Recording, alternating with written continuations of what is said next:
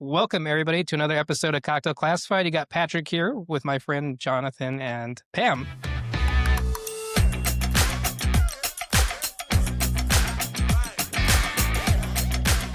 Welcome in. Thanks for having us. Yeah. Awesome. Cool. Well, tell us a little bit about yourselves. Okay, well, I am the founder and owner of the Cocktail Guru. Yeah. It is a beverage consulting firm that's been around since 2006. We turn 21 next year. We're legal. Oh, yeah. Very nice. We're going to have some big festivities. It's been legal in Okay. Canada, though. Yeah. Oh, Yes, okay. been legal in Canada for 3 years Heard already. that. Heard that. And so with my company, I do several different aspects in the hospitality world. I do bar consulting, setting up bars for restaurants and lounges. We do cocktail team building events for corporations all across the country. Yep. We do, bachelorette mixology, bachelor mixology. We do special events. We do brand work. And I do TV segments, and I have a podcast called The Cocktail Guru Show. Yeah, of course. I With my forget that dad. podcast. Yeah, With my your dad. Yeah. He's amazing. Awesome. And what about you, Pam? So I'm based in New York City, and I've been working with Jonathan, like 12, 14 years. 12 to 14 years. Yeah, somewhere, we don't know the exact start date, but Okay. I do beverage consulting work. So I work in everything from events, like cool tastings, guru work, to media segments. Basically, everything I do is for the home consumer and for Yeah. the consumer itself. Yeah. So I work with brands on marketing, strategy, innovation of products, drink development, cocktail curation. I feel like anything that on-site events, anything that touches a consumer in the end, I'm there. Awesome. Yeah. Okay, how long have you been doing that? For a couple of years, right? Like mostly since I stopped bartending, like 2018 from behind bars Okay. onward. You were behind bars. Yeah. I was behind bars, locked me up. Yeah. How long were you a bartender? I bartended in college a little bit. I was in the Columbia Bartending Academy. Yeah. And that was like 2006, 2007 to 2018 active bartending. Yeah. And then more like special events and like one-offs and my consulting days after. Awesome. All in New York. Because kind of in New All York. over. Okay. Yeah. If there's a plane, train, automobile, or Yeah. boat, Yep. I'll go. Yeah. Yeah. What was your most notable bars or notable city that you worked in? New York City. New York so was, like I was one of the first hires at Dead Rabbit. Okay. Yeah. Awesome. So, That's cool. ba-bum. Yeah. Yeah. There you go. That probably was a fun opening too. That- Yeah. We go. Not the adjective I would use, I got you. No. but yeah. it was, very inspiring and really learned a lot. Yeah. That's yeah. good. That's good. Absolutely. Awesome. And you've bartended as Yes, well, I right? started Yeah, bartending yeah. in New York City as well in Okay. 2001. Okay. 25 years ago. Yeah. I was 21. I was a baby. And I was trained, actually, before that by Gaz Regan, Okay. my mentor, and my dad, who's also in the industry. It gave me confidence to get my first job in a bar at the Russian Tea Room Okay. in New York City, fine dining. And then I moved on to cocktail bars, dive bars, big events. And then I stopped bartending. It's been 15 years now. Yep. And then the Cocktail Guru became full-time about 15 years ago. That's awesome. Fun fact, when Jonathan was the head of the beverage director for Hospitality Holdings, Yes. which is a huge group in New York City, they were doing some like the preeminent cocktails back in the day. I would get off my bar shift at a sports bar and I'd want to go see my friend who worked as a bartender in one of his bars because I knew they made proper old fashions Yeah. and good drinks. And I was told it's like Jonathan Pogash who headed up the programs, Yeah. but I didn't know him at the time. Okay. So I was like seeking his cocktails before ever Oh, meeting him, which yeah. is so funny to Yeah. think about full circle. Yeah. Oh, for that's sure. very sweet, Pam. I Yeah. appreciate that. I I mean- forget about that. I don't. Thanks It for was reminding me. iconic. Is that Campbell Apartment? Campbell Carnegie Club? Apartment, yeah, any of those places. Campbell Apartment is not under their purview anymore. It's called the Campbell, and it's one of the Gerber Group Okay. lounges now. But Yeah. yeah, Awesome. So you kind of have overseen big programs. Yeah, okay. oversaw. That was the biggest. That was in 2005. They hired me to be their director of cocktail development. So I helped them open up a lounge called Bookmarks Okay. at the roof of the library hotel. The best. Yeah. You always you can get some of the best cocktails at Okay. Bookmarks. Yeah, down the Okay. street from the New York Public Library. Okay. And then they put me in the direction of the 6 to 7 other lounges that they had. We opened up in 2010, not 2009. We opened up the first cocktail bar in the Empire State Building That's where my friend worked. in decades. It was. Yeah. Called the Empire Room. And Okay. that was huge. Yeah.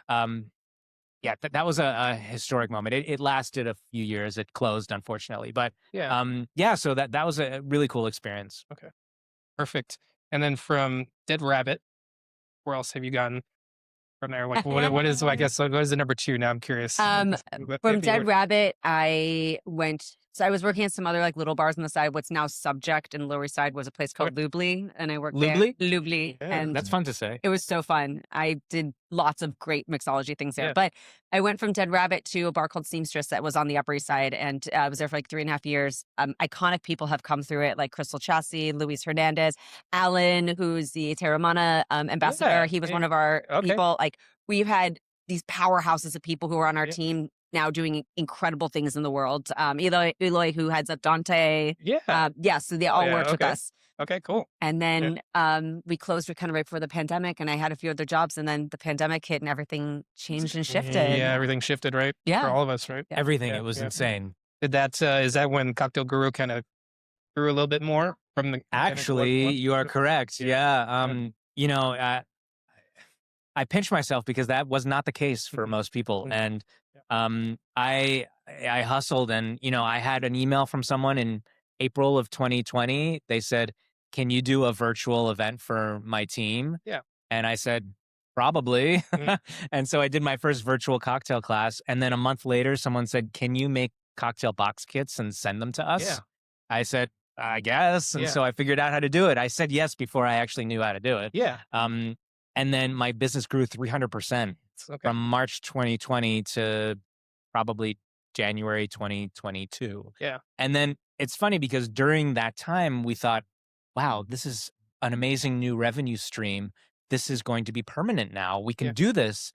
It didn't really end up being that way. After in 2023, things started Yeah. coming back, and in person, we did a ton of in-person events before the pandemic. But it's great because the in-person came back. The virtual took a little bit of a back seat. Yeah. We still do some virtual events, but I don't really send out cocktail kits anymore. But it's still a good mix now. And I'm glad, obviously, that the in-person is there. So, yeah. Awesome. I just did one for him 2 weeks ago. Yeah, That's right. Yeah, Virtual we're virtual at, I will toot Jonathan's horn a lot right now. Okay. The pandemic was a really hard time where so many of us were saying, how are we going to stay employed? If Yeah. it was not for Jonathan Pogash and growing the Cocktail Guru and doing all this, Mhm. there was a big chunk of us, handful of us, who got so much opportunity and work opportunity through Yeah. him. He was booking so many of us around the country to do this that Yeah. he's a big reason a lot of us were able to sustain and have an Yes. income for a year. So Absolutely, he's very yeah. humble about it, but a lot of people that in the industry that you adore and do great things, we all have him to thank. Yeah. Oh, my Yeah, goodness. that's awesome. Yes. Yeah. For sure. Damn, you're too much. I'm just Yeah. going to do it. I'm going to Yeah. embarrass Yeah. you so you turn red. Yeah. And that's awesome. Yeah. With us, we were opening night shift at the time. Yeah. And we were trying Yeah. to, and then pandemic hit. So we had to pivot. Yeah. And make sure we were taking care of, and then the staff that we had, we were taking care of. So we started doing kind of something similar. Yeah. And doing the cocktails to go.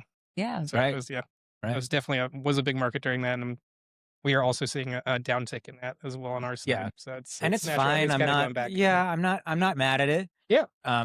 It's just part of the world, Yeah. and we're always trying to figure out what we can do next. Yeah, Right. for sure. But innovating and adapting. Yeah. That's Yeah. all And we have that's, to and do. that's all, Always all learning. three of us Yeah. at this table. I Just really miss- adapting and making it happen. I really miss this moment in the pandemic, deep in that first summer where the cocktails were happening in New York, and we got these quart containers, not even kidding, a frozen margarita from Cowgirl in the West Village. Oh, And they just God. would sell you this with a straw in it, and you would just march on the street with this huge 32 ounces of frozen Yeah. marg, and you're like, Because you could drink it on the street. yeah, too? we were just, it was lawless. Yeah. You could just do anything you wanted. Yeah, I So was gonna say it was pretty lawless time. It was during pretty the- hysterical. Yeah, and the cocktail box kits. I mean, I partnered with some retailers in Florida mainly, Yeah. and they told me they were able to do it, and I was like, okay, let's do it. So it was an interesting time. Yeah. So Guru's been around for 21. It's going to be 21 years. Coming up on 21, yeah. Yes. Awesome.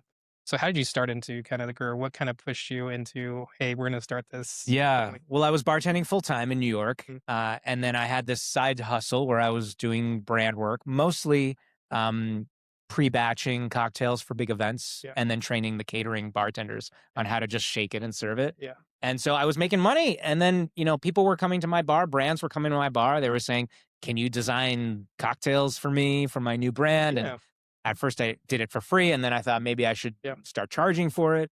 And then I created this little side hustle. So it was, maybe 1 to 2 days a week, and then I was bartending 3 or 4 days a week. Yeah.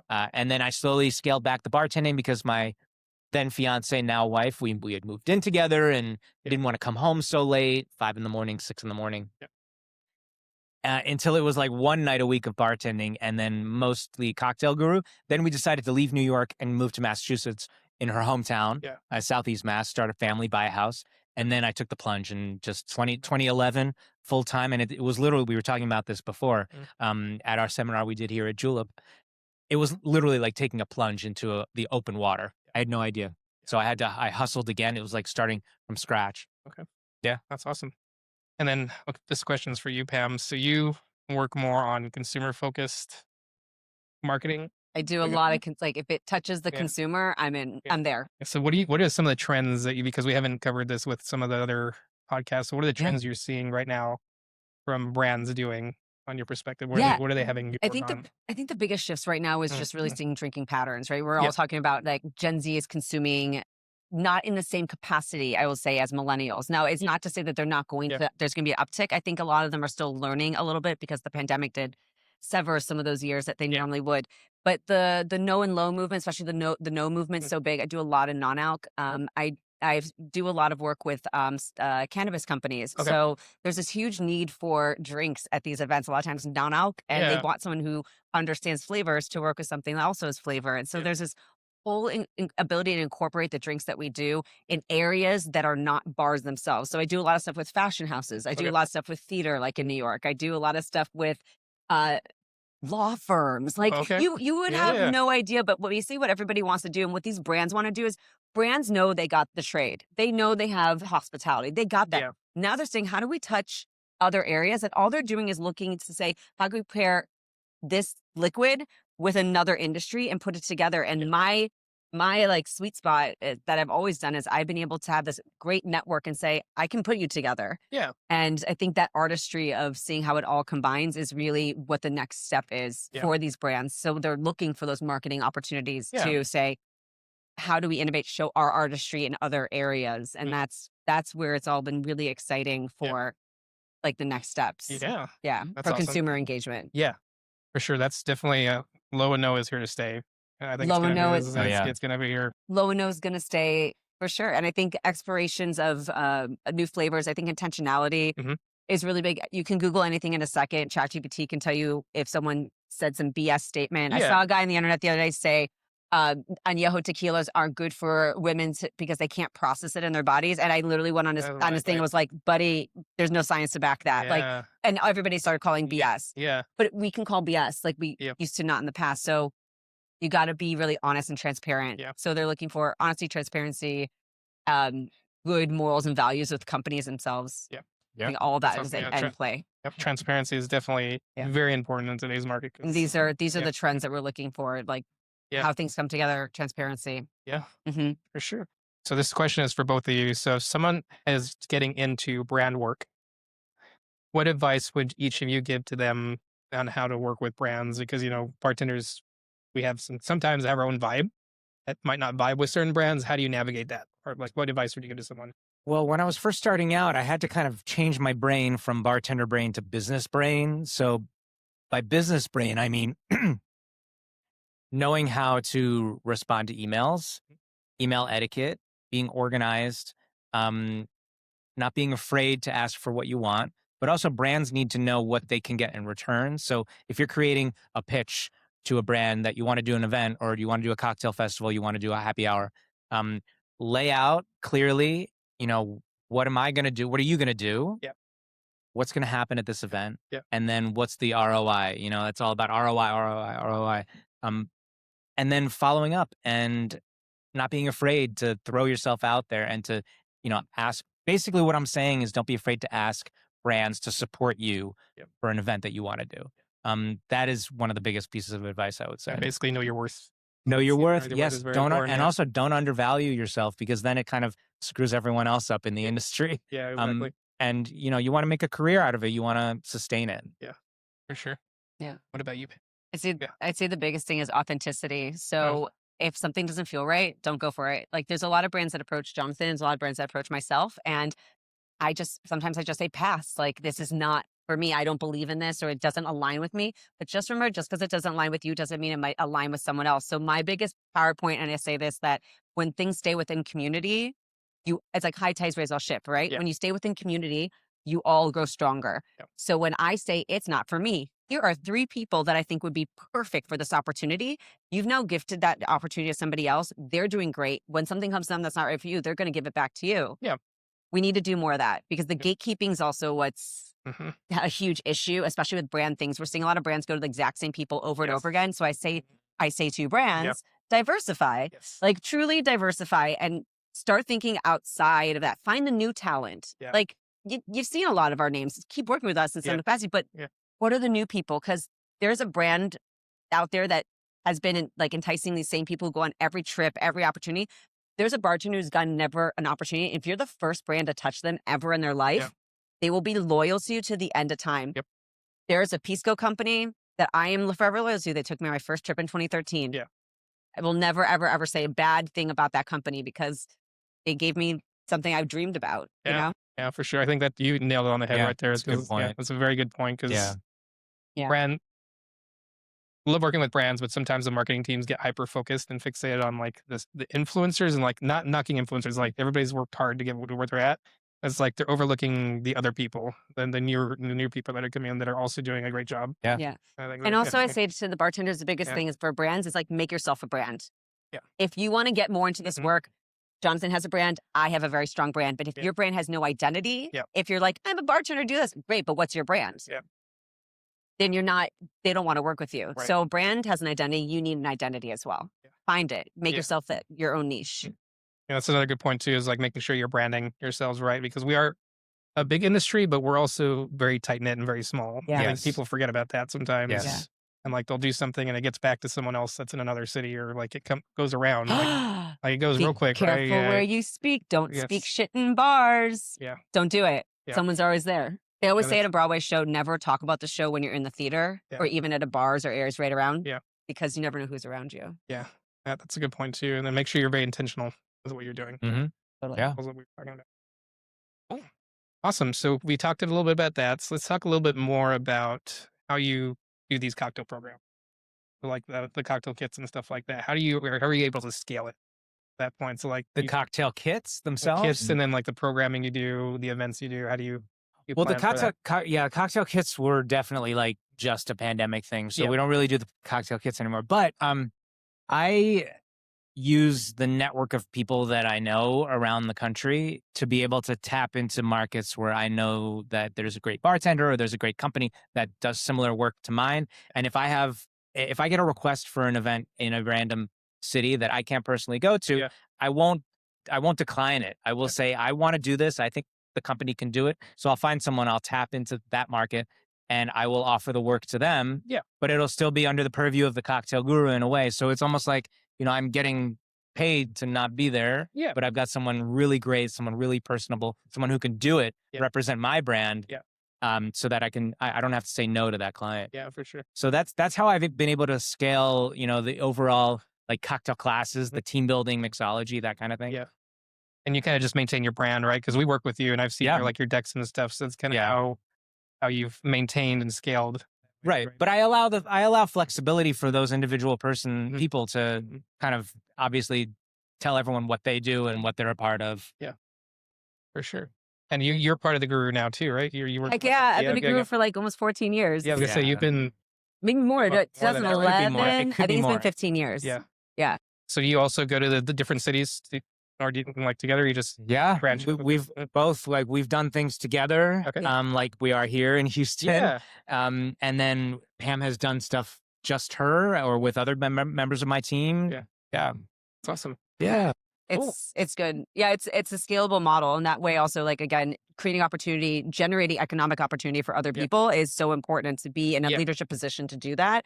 And also trusting your team members to then disseminate that with other people.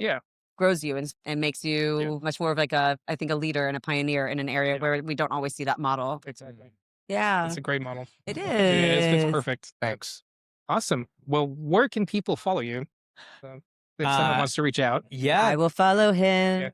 Follow him wherever he on my Instagram at the Cocktail Guru, and on TikTok, where people like to watch me eat food, It's kind of crazy. Is the Cocktail Guru team. Okay. Okay. People like to watch me eat bagels. Yeah. I don't know what the deal is, man. We love watching a Jew eat a bagel. That's what it is. Yeah. Great. And then the website, thecocktailguru.com. And then the pod is thecocktailgurushow.com. Perfect. And is it on all the streaming channels? All of them. Perfect. All of them. Perfect. And Pam, where can people follow you at? A lot of my stuff is on Okay. Instagram. So at Pam Wiz, and then on LinkedIn, obviously Pamela Wiznitzer, and also same on TikTok. You'll find me there. Yeah, I put most of my information and things on there that I do. So, which is really exciting. And then, see down the road what pops off. Yeah, awesome. Yeah, I do follow you both and definitely recommend people following you because there's useful information. useful Thank you. and unhinged is my motto. Useful and unhinged. Wow. Yeah, it's realistic. Yeah. It's realism. I try to keep it fun. Yeah, If I'm keep not going, yeah. making you laugh, Yeah. I don't think there's a full purpose to it Yeah. all the time. Yeah, You have very interesting Instagram videos. Thanks. That's the whole point. yeah, for sure. And we like to end the show with one key point you guys want to bring across. What key point would you like our listeners to take home from this episode? Pam. I think this is my favorite point I tell people. I don't like to do anything these days unless there's a collaborative moment. Yep. I think the power of collaboration and the power of working in teams that you really trust strengthen you and give you a bigger platform, a bigger name, and you learn so much in that dynamic. So what has been so great with the way Jonathan has done the Cocktail Guru team is that very often it's never solo. He will bring in the right team member to work with him on each thing. We all have different skill sets, and that collaborative moment has allowed him to shine. Yep. I think where other people fail with their consulting companies. So I tell everyone these days, like, why you got an ego? Collaborate. Yep. You'll be better when you have other people in the room with you that you trust, Yep. and guarantee each your strengths together and skills together will just make it more dynamic. I say take care of yourself. I did not for a very long time. I'm still working on it. It's a work in progress, but take care of your mental health, your physical health, because it's much harder to take care of people on the other side of the bar when you're not taking care of yourself. Sure. Great points. Today, Jonathan took care of himself by putting on facial moisturizer with SPF. My There you God. go. That's great. You're getting into the facial routine. That's Facial I made him routine. do it. There you go. there you go. Can you tell? I know. Look, your face is beautifully shiny. glowing? Yeah, it looks there hydrated and plump and Love succulent. it. Plump and Plump. succulent. Yeah. Okay, that's the name of my next bar. Plump and It's a succulent. great bar name.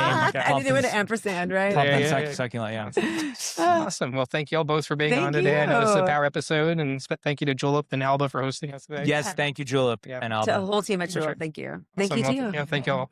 Thanks, Patrick. Awesome, y'all. Thank you for joining us for this episode. Follow us on the usual socials, and we'll see you next week.